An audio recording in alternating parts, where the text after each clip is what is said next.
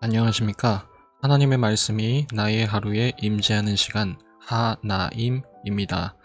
오늘 하루도 하나님의 말씀을 통해 우리의 목마름을 체험받는 시간 되길 기대합니다. 네, 오늘은 마태복음 16장입니다. 우리 다같이 성경을 펴서 천천히 함께 따라 읽도록 하겠습니다. 바리새인과 사두개인들이 와서 예수를 시험하여 하늘로부터 오는 표적 보이기를 청하니 예수께서 대답하여 이르시되 너희가 저녁에 하늘이 붉으면 날이 좋겠다 하고 아침에 하늘이 붉고 흐리면 오늘은 날이 굳겠다 하나니 너희가 날씨는 분별할 줄 알면서 시대의 표적은 분별할 수 없느냐. 악하고 음란한 세대가 표적을 구하나 요나의 표적 밖에는 보여줄 표적이 없느니라 하시고 그들을 떠나가시니라. 제자들이 건너편으로 갈새 떡 가져가기를 잊었더니 예수께서 이르시되 삼가 바리새인과 사두개인들의 누룩을 주의하라 하시니 제자들이 서로 논의하여 이르되 우리가 떡을 가져오지 아니하였도다 하거늘 예수께서 하시고 이르시되 믿음이 작은 자들아 어찌 떡이 없으므로 서로 논의하느냐. 너희가 아직도 깨닫지 못하느냐. 떡 5개로 5,000명을 먹이고 주운 것이 몇 바구니며 떡 7개로 4,000명을 먹이고 주운 것이 몇 광줄이었는지를 기억하지 못하느냐. 어찌 내 말한 것이 떡에 관함이 아닌 줄을 깨닫지 못하느냐. 오직 바리새인과 사두개인들의 누룩을 주의하라 하시니 그제서야 제자들이 떡의 누룩이 아니요 바리새인과 사두개인들의 교훈을 삼가라고 말씀하신 줄을 깨달으니라. 예수께서 빌립보 가이사랴 지방에 이르러 제자들에게 물어 이르시되 사람들이 인자를 누구라 하느냐. 이르되 더러는 세례 요한, 더러는 엘리야, 어떤 이는 예레미야나 선지자 중에 하나라 하나이다. 이르시되 너희는 나를 누구라 하느냐. 시몬 베드로가 대답하여 이르되 주는 그리스도시요 살아계신 하나님의 아들이시니이다. 예수께서 대답하여 이르시되 바요나 시몬아 내가 복이 있도다. 이를 내게 알게 한 이는 혈육이 아니요 하늘에 계신 내 아버지시니라. 또 내가 내게 이르노니 너는 베드로라. 내가 이 반석 위에 내 교회를 세우리니 음부의 권세가 이기지 못하리라. 내가 천국 열쇠를 내게 주리니 내가 땅에서 무엇이든지 매면 하늘에서도 매일 것이요 내가 땅에서 무엇이든지 풀면 하늘에서도 풀리리라 하시고 이에 제자들에게 경고하사 자기가 그리스도인 것을 아무에게도 이르지 말라 하시니라. 이때로부터 예수 그리스도께서 자기가 예루살렘에 올라가 장로들과 대제사장들과 서기관들에게 많은 고난을 받고 죽임을 당하고 제3일에 살아나야 할 것을 제자들에게 비로소 나타내시니 베드로가 예수를 붙들고 항변하여 이르되 주여 그리 마옵소서. 이 일이 결코 주께 미치지 아니하리이다. 예수께서 돌이키시며 베드로에게 이르시되 사탄아 내 뒤로 물러가라. 너는 나를 넘어지게 하는 자로다. 내가 하나님의 일을 생각하지 아니하고 도리어 사람의 일을 생각하는도다 하시고 이에 예수께서 제자들에게 이르시되 누구든지 나를 따라오려거든 자기를 부인하고 자기 십자가를 지고 나를 따를 것이니라. 누구든지 제 목숨을 구원하고자 하면 잃을 것이요 누구든지 나를 위하여 제 목숨을 잃으면 찾으리라. 사람이 만일 온 천하를 얻고도 제 목숨을 잃으면 무엇이 유익하리요. 사람이 무엇을 주고 제 목숨과 바꾸겠느냐. 인자가 아버지의 영광으로 그 천사들과 함께 오리니 그때 각 사람이 행한 대로 갚으리라. 진실로 너희에게 이르노니 여기 서 있는 사람 중에 죽기 전에 인자가 그 왕권을 가지고 오는 것을 볼 자들도 있느니라. 오늘 본문은 우리들에게 아주 친숙한 본문임과 더불어서 실제로 마태복음에서 큰 전환점이 되는 그 터닝포인트라고도 할 수 있습니다. 지난 15장과 이번 16장 전반부를 끝으로 예수님께서는 이제 예루살렘으로 향하시기 때문입니다. 그리고 그 시작점에서 예수님은 비로소 자신의 정체와 자신이 고난받으실 것 그리고 부활하실 것을 제자들에게 최초로 가르쳐 주십니다. 왜 이런 말씀을 하셨는지 또 우리가 당연시하는 이 내용 중에서 상당히 왜곡된 오해는 없었는지 그리고 예수님이 말씀하신 이 교회의 정체성은 무엇인지에 대해서 깊이 묵상해 볼 수 있는 오늘 시간이 되었으면 좋겠습니다. 오늘 시작부터 바리새인과 사두개인들이 등장하는데요. 유대인들의 대표적인 두 세력이라 할 수 있습니다. 그리고 이 유대인의 대표격들이 정확히 바로 직전까지 있었던 그 15장의 이방인들과 정반대의 모습을 보여줍니다. 이방인들은 칠병이어를 포함해서 예수님의 표적들을 보고 하나님께 영광을 돌렸던 반면에 이들은 또다시 기적을 통해서 자신의 정체를 예수님께 증명해 보라고 하는 겁니다. 사실 이 바리새인과 사두개인은 서로 사이가 굉장히 안 좋았던 유대인들이었습니다. 정치적으로나 신학적으로 거의 정반대에 있었던 사람들입니다. 그런데 그들에게 거의 유일무이하다 싶은 공통점이 하나 있었는데요. 그건 그들이 기대했던 메시아의 정체입니다. 군사적으로 또 정치적으로 강한 왕이 와서 우리를 저 로마의 손에서부터 구원해 줄 것이라는 그런 기대였죠. 그토록 서로 미워하고 앙숙이었던 이 두 계층이 예수님을 죽이려고 했을 때만큼은 하나가 되었다는 그 사실만 놓고 보더라도 예수님이 죽으신 이유는 분명하다 생각합니다.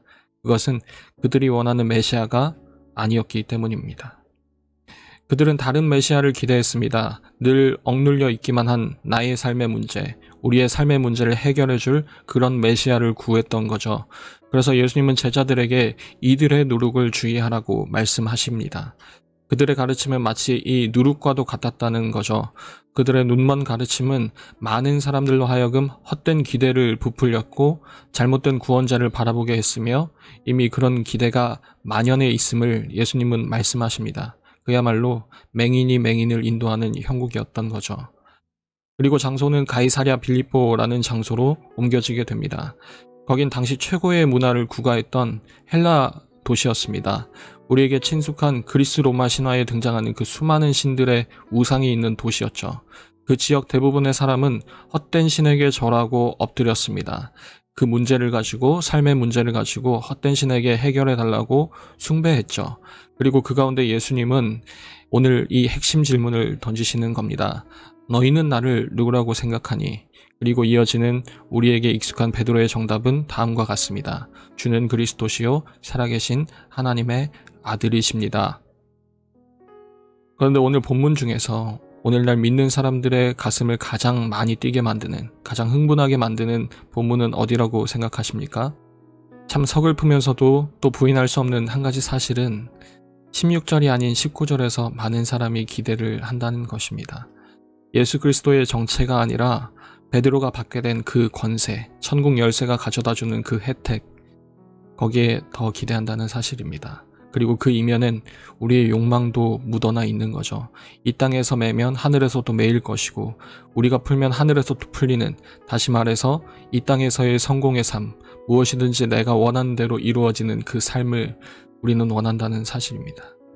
참 그러고 보면 우리는 여태 마태복음을 묵상해 왔지만 예수님의 가르침도 묵상한다고 묵상해 왔지만 지금 제자들보다 예수님에 대해서 정보와 지식은 훨씬 더 넘쳐나지만 그럼에도 불구하고 늘 제자리 걸음만 하는 것 같습니다. 여전히 주님 바라보지 않는 것 같고 주님에 대해서 별 관심이 없는 것 같아서 우리의 마음이 무겁기만 합니다. 그런 만큼이나 오늘 본문에서 우리 기대는 잠시 접어두고 예수님의 정체에 대해서 더욱 궁금해하고 귀 기울일 수 있는 시간 되었으면 좋겠습니다. 사실 19절의 표현은 우리의 이해와는 사뭇 다릅니다. 우리말에는 없는 미래 완료라는 그런 표현법 때문인데요. 그 약속한 미래의 때가 왔을 때, 어느 시점이 왔을 때 그때 이미 완료된 사실에 대해서 말하는, 설명하는 표현법입니다. 그러니까 베드로가 먼저 마음대로 결정해 놓으면 뒤따라 하늘의 뜻이 따른다는 우리의 이해가 아니라 사실은 정반대라는 거죠. 오히려 베드로가 결정한 내용이 이미 하늘에서 결정되었다는 뜻이고, 따라서 이 말뜻은 베드로가 주권자가 아니라 하나님의 뜻대로 움직이게 되는 베드로, 그 증인 내지는 일꾼이라는 사실을 말하는 것입니다. 마치 원하고 바라고 기도합니다 라는 우리에게 익숙한 찬양의 가사처럼 하나님의 꿈이 나의 비전이 되고 예수님의 성품이 나의 인격이 되고 성령님의 권능이 나의 능력이 되는 것, 그건 말입니다. 요컨대 오늘 본문은 이것을 말하는 것 같습니다. 수많은 우상들 가운데서 예수님의 정체를 올바로 고백하고 그 고백 위에 내 교회를 세우시겠다는 예수님의 말씀. 베드로에서 나중에 제자들에게도 확산되는 이 권능, 그리고 그 권능의 교회의 공동체의 특성은 하나님의 뜻대로 쓰임받는 공동체, 하나님의 뜻을 이루는 그 공동체, 그 증인들이라는 것입니다. 그리고 그 공동체를 명명하고 나서 예수님은 21절에서 밝히듯이 비로소 예수님의 십자가와 부활을 말씀하기 시작하십니다. 십자가와 부활의 주님, 그것은 우리 교회 공동체에만 알려진 비밀이자 우리 믿음의 반석임을 잊지 말아야 할 것입니다. 여러분, 바라기는 우리가 교회라는 사실이 우리에게 가장 큰 기쁨이 되어 다가왔으면 좋겠습니다. 우리에게만 주님의 정체를 알려주셨다는 사실, 그리고 그것 때문에 우리가 주님을 오롯이 고백할 수 있다는 사실. 예수님은 그 사실 때문에 베드로를 복되다 하셨습니다. 행복한 자라고 선언하셨습니다.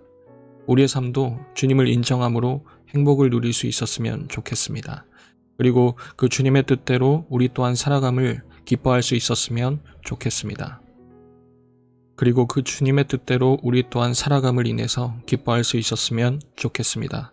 오늘부터 시작되는 일주일 동안 묵상하고 기도하면서 또 찬양을 듣고 부르면서 우리 주님이 누구신지를 기뻐 고백하고 또 그런 주님을 내 삶의 주인으로 모셔보면 어떨까요?